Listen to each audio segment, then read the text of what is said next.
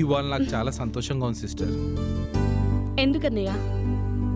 నీ నిశ్చితార్థానికి ముహూర్తం పెట్టినందుకు, నువ్వు బసంతుమని నమ్మించి వాళ్ళ చేత ముహూర్తం పెట్టించినందుకు. ఇందులో సంతోషం ఎక్కడుందన్నయ్య?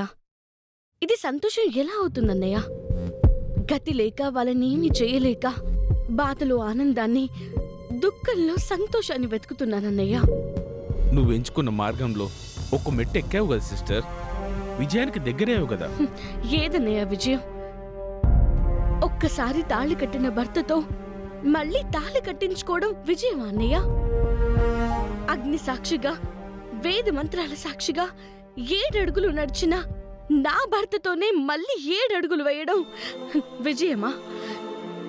ఈ ప్రపంచంలో రాత బాగోలేక 2 పెళ్ళైన ఆడవాళ్లున్నారు.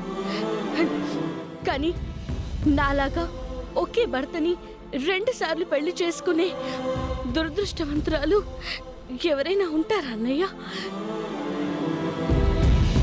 బాధపడదు సిస్టర్, ఏది జరిగినా మన మంచికి అనుకోవాలి.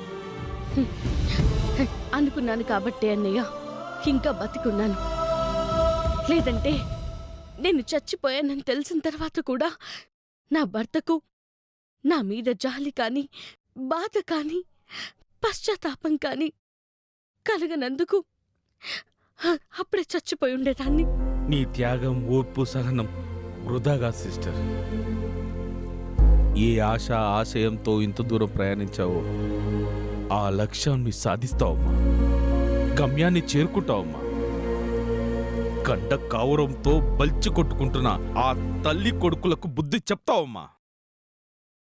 చెప్పాలన్నయ్య, డబ్బు కోసం గడ్డి తినే మా అత్తయ్యకి, ఆవిడ కోసం ఎదుటి వాళ్ళకి గడ్డి తినిపించే నా భర్తకి గట్టిగా బుద్ధి చెప్పాలి.